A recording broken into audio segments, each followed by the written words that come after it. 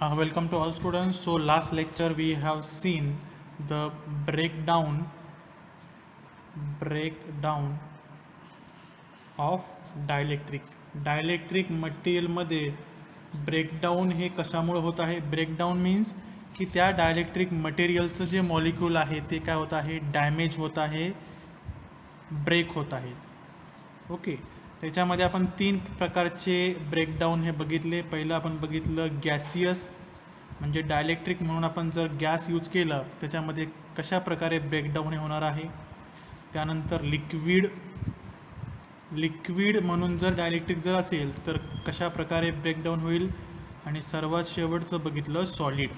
त्याच्यावरून असं कळतं की सर्वात शेवटचं ब्रेकडाऊन कोणाचं होणार आहे, सॉलिडचं होणार आहे. ओके, ते 3 प्रकारचे ब्रेकडाऊनचा व्हिडिओ काळजीपूर्वक ऐकायचा आहे, त्याचं समजून घ्यायचं आहे प्रत्येकाने. आता त्यानंतर एक नवीन टॉपिक आणि शेवटचा टॉपिक आपण बघणार आहोत युनिट नंबर 2चा, जो आहे डायलेक्ट्रिक लॉसेस.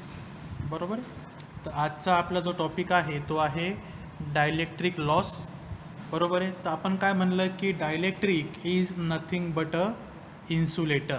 तर इन्सुलेटरचा रेजिस्टन्स हा कसा असतो, मॅक्झिमम. बरोबर आहे. कारण की रेजिस्टन्स जास्त असल्या कारणानं त्याच्यातून करंट हा फ्लो होत नाही. तर पहिला पॉईंट आपण काय सांगितलं की dielectric has a maximum resistance. पण आयडियल डायलेक्ट्रिक जर असेल, आयडियल म्हणजे काय, जो परफेक्ट आहे, त्या डायलेक्ट्रिकचं रेजिस्टन्स हे किती पाहिजे, इनफायनाईट. म्हणजे जर आपल्याला आयडियल डायलेक्ट्रिक हवा असेल, बरोबर आहे, if we want ideal dielectric the material has a infinite resistance. त्याला रेजिस्टन्स कसा पाहिजे, इन्फायनाईट. पण प्रॅक्टिकली तसं पॉसिबल आहे का, प्रॅक्टिकली आपल्याला इन्फायनाईट व्हॅल्यू भेटते का, नाही. तर practically the resistance of the dielectric is non infinite. त्याचं प्रॅक्टिकली जर आपण बघायला गेलो तर काही मेगा ओहम्समध्ये त्याचं रेजिस्टन्स येणार. म्हणून त्याचं रेजिस्टन्स हे इन्फायनाईट नसल्यामुळे त्याच्यामध्ये काही लॉसेस हे प्रेझेंट असणार आहे. लॉसेस हे केव्हा नसले असते, जेव्हा आपला रेजिस्टन्स कसा पाहिजे होता, इन्फायनाईट. बट प्रॅक्टिकली कोणतीच गोष्ट इन्फायनाईट नसते. टिपिकली डायलेक्ट्रिकमध्ये जे रेजिस्टन्स आहे ते कसं आहे, मेगा ओहममध्ये. ओके, तर याच्यामध्ये आपण जर एक्झाम्पल बघितलं की डायलेक्ट्रिक आपण कुठे यूज केला होता, आपण यूज केला होता कॅपॅसिटरमध्ये. कॅपॅसिटरचं काम काय आहे, टू होल्ड द चार्जेस. म्हणजे इलेक्ट्रिकल एनर्जी स्टोअर करायचं काम हे कोणाचं आहे, कॅपॅसिटरचं आहे. पण तो इन्फायनाईट टाईमपर्यंत स्टोअर करू शकत नाही, कारण की आपल्या डायलेक्ट्रिकचं पण रेजिस्टन्स हे कसं आहे, इन्फायनाईट नाही आहे. त्याच्यामुळे कॅपॅसिटर काय करेल, for a particular time off period, काही टाईमपर्यंतच तो चार्ज तो काय करणार आहे, होल्ड करणार आहे. ओके, त्यानंतर आता आपण बघूयात की जेव्हा हा कॅपॅसिटर चार्ज होल्ड करेल, काही मिनटानंतर, काही सेकंदानंतर तो काय होणार आहे, डिस्चार्ज होणार आहे. म्हणजे साठवलेलं जे पण चार्जेस आहे, जी पण इलेक्ट्रिकल एनर्जी आहे ती काय होणार आहे, डिस्चार्ज होणार आहे. का, कारण की रेजिस्टन्स हा इन्फायनाईट नाही असल्या कारणानं. ओके, तर डिस्चार्ज जर होत असेल तर त्यासाठी आपण इथे काय दाखवलं आहे, एक लिकेज रेजिस्टन्स दाखवला आहे separate for discharge. Okay, therefore आपण काय म्हणू शकतो की प्रॅक्टिकल कॅपॅसिटर्स आपण त्याला काय म्हणू शकतो, आर लिकी कॅपॅसिटर्स. का, कारण की कॅपॅसिटरचं काम काय होतं की to store the electrical charge. But because of the dielectric which is has a non infinite value, कॅपॅसिटरमध्ये काही लिकेजेस होणार आहेत. तर ते लिकेज प्रॅक्टिकली आपण कॅपॅसिटरला काय म्हणतो, लिकी कॅपॅसिटर. ओके, त्याच्यामध्ये बघा की हा आहे सिम्बॉल ऑफ कॅपॅसिटर. बरोबर आहे, अप्पर प्लेट, लोअर प्लेट. इथे जर डायलेक्ट्रिक जर इन्फायनाईट रेजिस्टन्सचा जर असेल तर इथे काय असणार आहे, लिकेज कसा असणार आहे, 0 असणार आहे. तो डिस्चार्जच होणार नाही आहे. बरोबर आहे, हा झाला आयडियल. पण प्रॅक्टिकल कॅपॅसिटरमध्ये डायलेक्ट्रिकला काय असणार आहे, इनफायनाईट रेजिस्टन्स नसणार. इथे कोणता डायलेक्ट्रिक आहे, प्रॅक्टिकल डायलेक्ट्रिक. तर याचं जर आपल्याला सिम्बॉलिक रिप्रेझेंटेशन करायचं झालं कोणाचं, प्रॅक्टिकल कॅपॅसिटरचं, तेथे येणार कॅपॅसिटर आणि त्याच्या पॅरलमध्ये काय येणार, लिकेज रेजिस्टन्स. तर हा लिकेज रेजिस्टन्स कोणाचा आहे, कोणाचा रेजिस्टन्स आहे, तर हा रेजिस्टन्स आहे डायलेक्ट्रिक मटेरियलचा. तर इथं काय होणार आहे की हा कॅपॅसिटर डिस्चार्ज कसा होणार आहे, through the leakage resistance. Okay, तर पुढे काही इक्वेशन्स आहेत ते आपण बघून घेऊ की डायलेक्ट्रिक लॉस कसा काढायचा. ओके, डायलेक्ट्रिक लॉस केव्हा होणार आहे, जेव्हा we are considering a practical dielectric. Okay,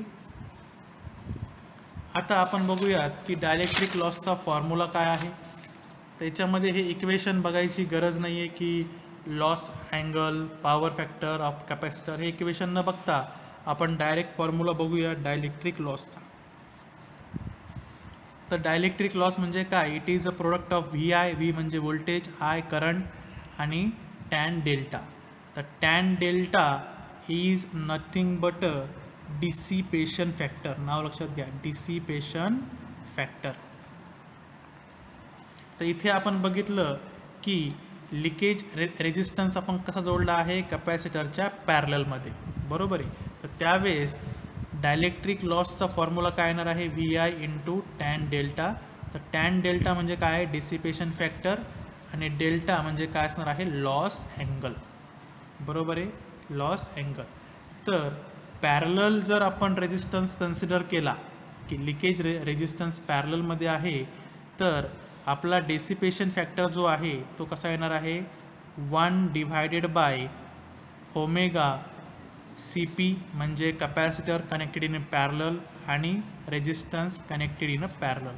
तर हा फॉर्म्युला सर्वांनी लक्षात ठेवायचा आहे डेसिपेशन फॅक्टरचा, की 1 डिवायडेड बाय ओमेगा. ओमेगा म्हणजे काय, अँग्युलर फ्रिक्वेन्सी. तर ओमेगाचा फॉर्म्युला काय आहे, 2 पाय एफ, 2 पाय एफ.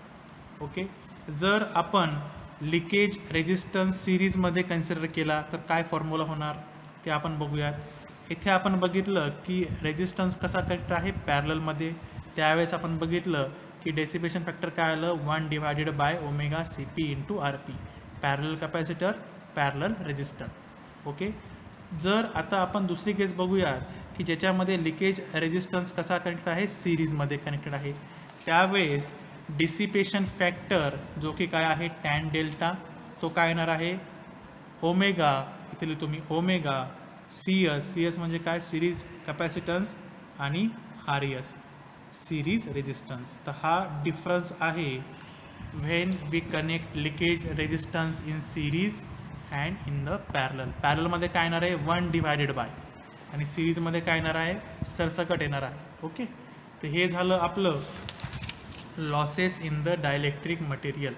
तर डायलेक्ट्रिक मटेरियलमध्ये लॉसेस का बरं होत आहे, because of the practical dielectric, ज्याचं रेजिस्टन्स हे इन्फायनाईट नाही आहे म्हणून. ओके, डायलेक्ट्रिक लॉसचा formula V I tan delta. Tan delta म्हणजे काय, डिसिपेशन फॅक्टर. सिरीजसाठी काय येणार, 1 divided by W C P into R P, आणि सिरीजसाठी काय येणार, W C S into R S. तर शेवटचा पॉईंट आहे की dielectric properties of the polymers. तर पॉलिमरची आपल्याला डायलेक्ट्रिक प्रॉपर्टीज ह्या बघायच्या आहेत. तर बघा, बेसिकली पॉलिमर म्हणजे काय की it is a type of plastic, असं आपण त्याला कन्सिडर करू की polymer there are 2 types of polymer. पहिला आहे नॉन पोलार पॉलिमर. पहिलं कोणतं आहे, नॉन पोलार पॉलिमर, आणि सेकंड कोणतं असणार आहे, पोलार पॉलिमर. तर सेकंड जो टाईप आहे तो असणार आहे पोलार पॉलिमर. ओके, तर नॉन पोलार पॉलिमरमध्ये जो डायलेक्ट्रिक कॉन्स्टंट आहे म्हणजे कोणता, ॲप्सिलॉन आर. डायलेक्ट्रिक कॉन्स्टंट जो आहे तो कसा असणार आहे, व्हेरी लो, बरोबर आहे. त्यानंतर डायलेक्ट्रिक कॉन्स्टंट व्हेरी लो असल्या कारणानं त्याच्यामध्ये डायलेक्ट्रिक लॉस पण कसा असणार आहे, 0 असणार आहे, प्रॅक्टिकली 0. ओके, आणि त्याच्यामध्ये जे त्याचे पॅरामीटर आहेत की dielectric constant, dipole moment, dielectric loss, हे फ्रिक्वेन्सीवर डिपेंडेंट नसणार आहे. फ्रिक्वेन्सी कोणतीही असो, त्या फ्रिक्वेन्सीचा परिणाम ह्या पॅरामीटरवर होणार नाही आहे. तर एक्झाम्पल काय आहे नॉन पोलारचे, टेफ्लॉन आणि polyethylene. Okay, polyethylene and Teflon are examples of non polar polymer. तर नॉन पोलार पॉलिमर म्हणलं की डायलेक्ट्रिक कॉन्स्टंट खूप कमी, डायलेक्ट्रिक लॉस 0 आणि त्याचा फ्रिक्वेन्सीवर कोणताच परिणाम होणार नाही आहे. सेकंड कॅटेगरी जी आहे त्याच्यामध्ये आपण बघितलं की पहिल्या कॅटेगरीमध्ये आपण बघितलं की डायलेक्ट्रिक कॉन्स्टंट लो आहे आणि त्याच्यामध्ये अजून एक पॉईंट सांगायचा विसरला की ते don't have dipole movement. Dipole जे बघितले आपण पॉझिटिव्ह निगेटिव्ह आयन त्यांचं मुवमेंट होणार नाही आहे. पण सेकंड जी कॅटेगरी आहे पॉलिमरची त्याला आपण काय म्हणलं, पोलार पॉलिमर. त्याच्यामध्ये डायलेक्ट्रिक कॉन्स्टंट जो आहे तो लो नसणार आहे आणि डायपोल मुवमेंटची मोशन होणार आहे, म्हणजे डायपोल आता परमनंट इथे नसणार आहे. ओके, त्यानंतर आपण याच्यामध्ये बघूयात की याच्यामध्ये डिस्पर्शन होणार आहे, म्हणजे की डायपोल जे आहे ते फिक्स नसणार आहे, परमनंट नसणार आहे. आणि डिस्पर्शन म्हणजे त्याच्यामध्ये मूवमेंट आता होणार आहे की ते डिस्पर्स होतील. कशाच्या effect through? The effect is acting is frequency. तर डिस्पर्शन हे कोणावर डिपेंडेंट आहे? फ्रिक्वेन्सीवर डिपेंडंट आहे. ओके, तर हे होते 2 टाईप्स ऑफ पॉलिमर. फर्स्ट होतं नॉन पोलार आणि पोलार. ओके, तर हे झालं आपलं चॅप्टर नंबर 2. इथे आपला चॅप्टर नंबर 2 संपलेला आहे. आता नेक्स्ट लेक्चरपासून we will start the unit number 4. Unit number 4 आपण सुरू करू. युनिट नंबर 3 आपण 4 नंतर घेऊया, अगोदर 4 घेऊ आणि त्यानंतर we will start the unit number 3. Okay, तर सर्वांनी आपलं बुक्स वाचायची आहे. की पॉईंट्स लक्षात ठेवायचे आहे. की पॉईंट्स म्हणजे काय की सपोज नॉन पोलार पॉलिमर म्हणलं की डायलेक्ट्रिक कॉन्स्टंट खूप कमी, त्यानंतर डायलेक्ट्रिक लॉस 0 आणि एक्झाम्पल. हे असे पॉईंट्स तुम्हाला लक्षात ठेवायचे आहेत. ओके, एक्झाम जी आहे ती आपली ऑब्जेक्टिव्ह बेस होणार आहे, त्याच्यामुळं कन्सेप्ट समजून घ्या, पाठांतर करू नका. ओके, आणि याच्यामध्ये फॉर्म्युला हा लक्षात ठेवायचा आहे डायलेक्ट्रिक लॉसचा. त्यानंतर डिसिपेशन फॅक्टर पॅरलमध्ये असेल तर, डिसिपेशन फॅक्टर सिरीजमध्ये असेल तर. ओके, तर इथे आपण थांबूयात आणि from next lecture we will start the unit number 4. Thank you.